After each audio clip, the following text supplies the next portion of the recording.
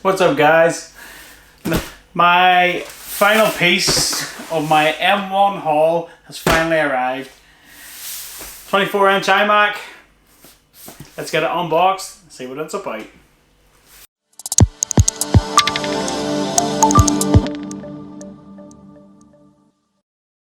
There's a big ass box. Let's see. Might have to get up for this one. And here we go. Woo! Yep. Awesome. There we go. Blue 24-inch iMac. Love the details on the box. As you can see, this is the blue one, and I'm sure if you've hit this video, you've probably watched 20, 30 of these videos of these unboxings. So what you're going to see here is not really going to be anything new, but it's going to be my experience. So as you can see on the box, back of the iPad, side, front, and side. So pretty straightforward stuff. Let's just put this tab. Right. So I would assume this goes down like this. I like the little fabric handle actually on the box. That's pretty cool. And that's like a baby blue. That's kind of nice. Whoa.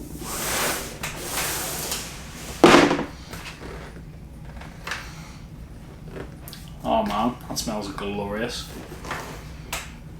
Please tell me I'm not the only one that smells new tech. Oh man.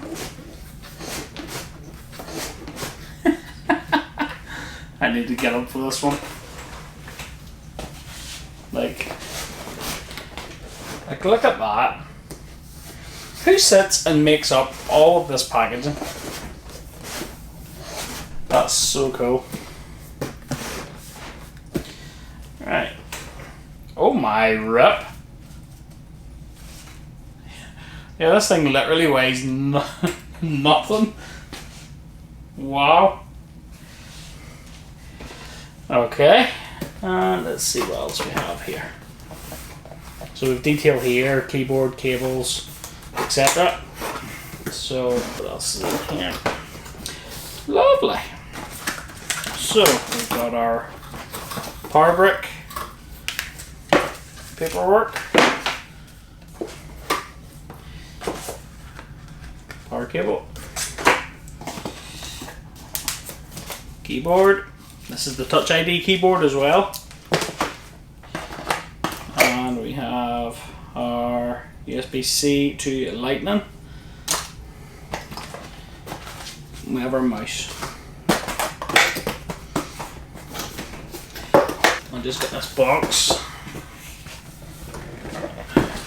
cleared out of the way.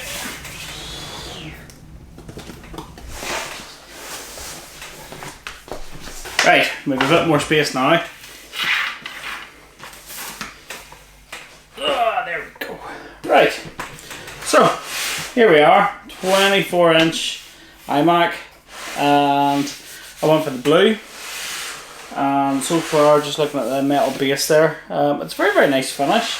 It's not as light as I thought it would be. I've seen it in pictures and other videos, but it's not as light a blue as I thought it was. So, that's pleasantly surprised me. I thought it was really like a baby blue. So, you'll get to see the back of it before I do. There we go.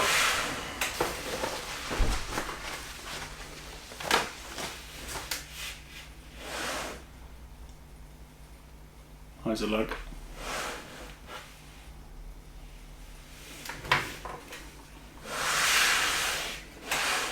Ooh. Ooh. That's a nice blue.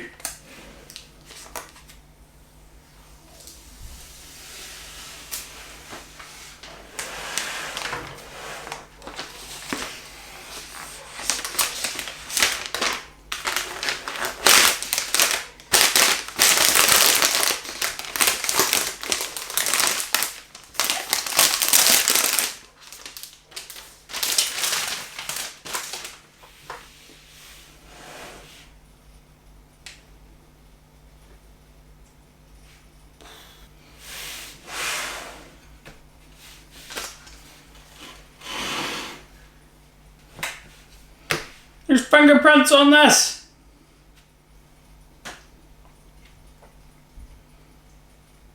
Somebody else has touched my iMac.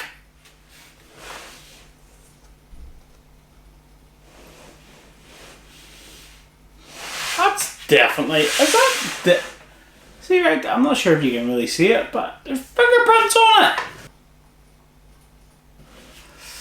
Not happy. Not happy, Apple. Not happy.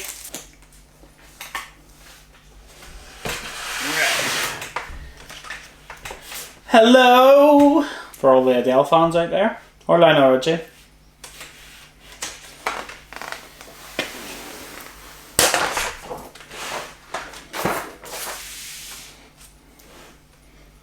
Well, at least there's no fingerprints on the screen. Ah, so it's a lot more of a baby blue on the front, which I'm not sure I like, if I'm honest. Interesting. Right.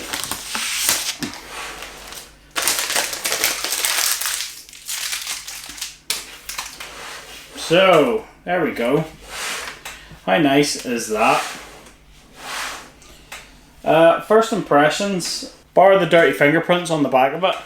The back of this is absolutely stunning, and it's a shame it's on the back. It's a shame that nobody's going to see it. Wow. I just can't get over just how thin it is. I mean, look at that. Look how, like, it's mind blowing how thin that is.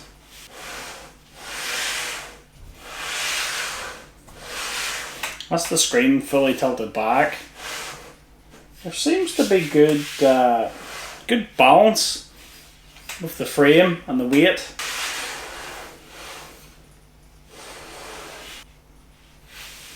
Really annoyed about that big fingerprint in the back of it. Not happy. Not happy. So we have the Magic Mouse, which is finished in that same blue that is on the metal stand of the iMac, which is it's a very, very nice colour of blue. Very much so. We have our USB-C to Lightning cable, which is braided, and it's in like a, can't even get it out there. And it's in a like a baby blue type of braid, which I quite like. Apple, can we not get these braided cables instead of these rubbery silicone cables that break? I like it. I like it a lot. Right, and then we have power cable. Nothing to write home about, just a standard power cable, standard finish on it. That's for the brick. And then we have the power brick itself. So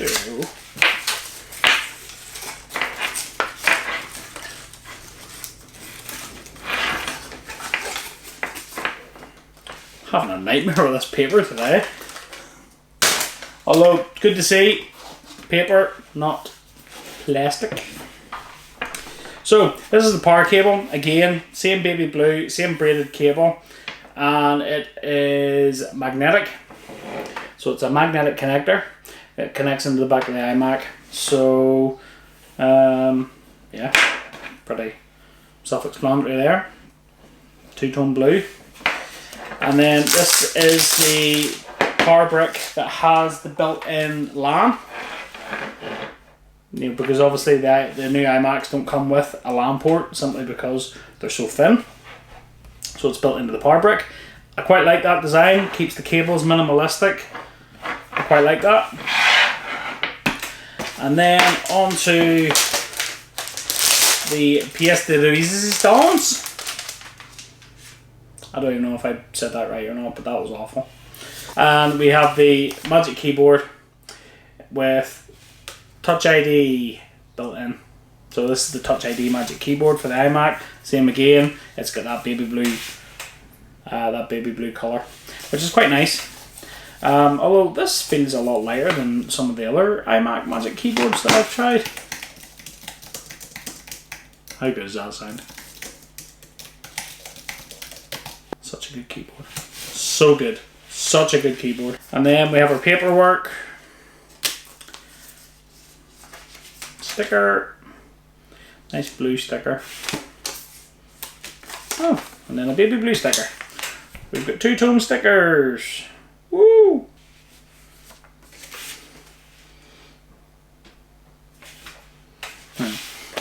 I was toying sticking that to the front of the iMac. I think the chin looks a bit weird. What do you guys think? Let me know in the comments down below. What do you think of the chin on the iMac?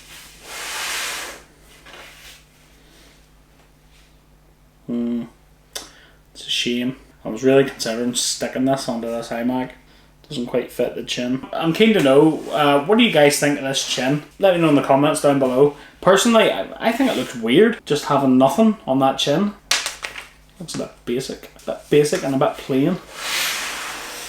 Yeah, let me know in the comments, what do you think? That's everything unboxed, guys. So I'm going to get this set up and we'll get some testing done. We'll see if it's any use, we'll see if it's any good.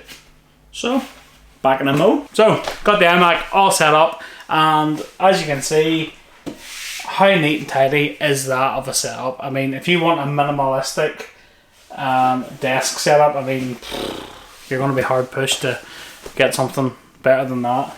It takes up no space, and I mean, this isn't what I would call the biggest desk, but it's near enough the perfect sort of size for this.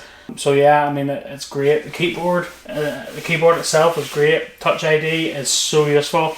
Not only that, it's a lock button as well. So if you hit the button, it'll lock the iMac and take you back to your lock screen. And then one press again, Touch ID, straight back in. Great job. Really like that. Getting this all set up, and I've been installing apps and getting everything sort of up to my sort of working level, if you will. As we all know in the specs, we have a 4.5K display. If we can just put some content on here.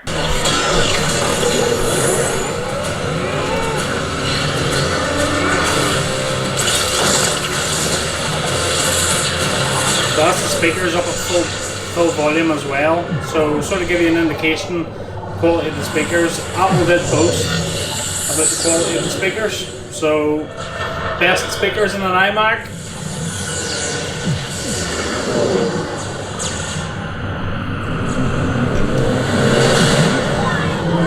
Yeah, so let's talk about the speakers. The speakers, Apple boasted in their keynote that the speakers in this were the best speakers ever in an iMac. So it's a 6-speaker system. They have 2 force cancelling woofers on each side and a tweeter. So there's 3 speakers on each side of the iMac. So I fired up a bit of 4K footage just to show the sort of qualities of the 4.5K display and the sound of the speakers as well. So check that out. I mean, the speakers themselves, they sound pretty good for what they are, for all the size. I mean, it's hard to believe when you look at the thickness of this that there's speakers in there at all. So I mean, for what's inside there, they're pretty good. Let's talk camera.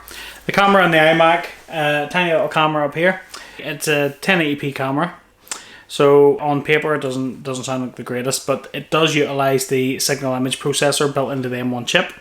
And in doing that, I must say, video calling features on this are really good. And it actually baffles me so much that I recently reviewed the M1 iPad Pro. If you haven't checked that out, you can check that out up there. Did the review of the iPad, and I was demoing the center stage feature on FaceTime. I did say at the time it was so frustrating that the camera was on the side of the iPad, because the iPad's primarily used for me in landscape mode, and I felt the camera was in the wrong place. And yet, look where the camera is on this iMac. It's in the center of the screen. So again, I don't see the logic in the camera being there on the iPad. It is hands down one of the best video calling experiences I've had with the likes of FaceTime. The camera on it is A1, I must say. So I did a recording of some video just to show you what it looks like. So there you go, check that out. So this is the test of the camera and microphone of the 24-inch iMac. As you can see, the picture looks good, crisp and clear. Image signal processor and the M1 chip really does a good job with making me look beautiful. I'll let you guys be the judge of that. But hopefully the microphone coming through good and clear as well. So let me know in the comments down below what you think the quality's like. Is it what you expected? Is it better? Is it worse? Let me know down below. Just to sort of go over the spec as well, this is the what you would call the mid-tier iMac. So this is the iMac with the 8-core CPU and the 8-core GPU. And we have our 2 normal USB-Cs, and then we have our 2 Thunderbolt ports as well. So that's all we have in the back in regards to ports. We have those ports there, and then the other thing we do have is the headphone jack. I've seen a few comments from people saying about the headphone jack being on the side of the iMac and why didn't it go into the back. It's very, very simple why it didn't go into the back. The unit itself is 11mm thick. A headphone jack is 14mm thick. So this headphone jack is thicker than the display. Let that sink in. Wow. It's crazy how thin this thing is. It really is. And because this is also the mid-tier one as well, it does have the Ethernet built into the power brick and the Touch ID keyboard. As we all know, I'm sure we're all pretty well versed in the ways of the M1 processor by now. So I'll be honest, I'm not going to bore you with specs, and I'm not going to bore you with Geekbenches and things like that there. Only thing I will say is they're across the other M1 machines, such as the MacBook Air, the iPad Pro, they all are sort of more or less on par with themselves. I mean, yeah, if you're looking for a small, slim, all-in-one computer that's going to take up very little space, the iMac is definitely something to look at. There is a bit of a trade-off with it. You do need to consider the fact that there is only USB-C ports on it, so there is no USB-A, so you'll need dongles and adapters if you want to connect up an SD card, or if you want to plug in anything that's USB-A, you want to plug in a display, you'll need USB-C / Thunderbolt adapters. So that is something to take into account. Also, because these are the M1, everything is unified into the chip, so the CPU, the RAM and the storage are all in one chip, so they're not upgradable. So I would just have a think about what sort of specs that you are going to need before you buy, just to be sure. If you do need more storage, I'll be honest, to run a system, 256 gig of storage on a computer is more than plenty, and if you need any external storage for files, you're always better with an external drive. So if you could go for the likes of a Thunderbolt external SSD, and you're sorted, you know. So yeah, that's all I have to really say about it. Just looking at it, the front does let it down for me, if I'm being honest. I'm not a fan of the pastel colours. I'm just not a fan, to be honest. Even if I think it was just all white at the front, I don't think it maybe would have been as bad. But I suppose they had to sort of fill up that chin with something. I don't know about you guys, but does anybody else find it a bit weird that there's no Apple logo on the front? For years, that's all we've ever seen on an iMac, is that little Apple logo. And with it not being there, sometimes I look at it and think, doesn't look real. It looks something that you'd buy off Wish. So yeah, just my 2p's worth. I hope you liked the video, guys. If you did, please smash that like button. It really helps me out in the channel, helps get the video out there into the world. So really appreciate it. And if you haven't already, please hit that subscribe button. It will keep you up to date with all the latest things on the channel, so please hit that. I will catch you guys in the next one. Cheers.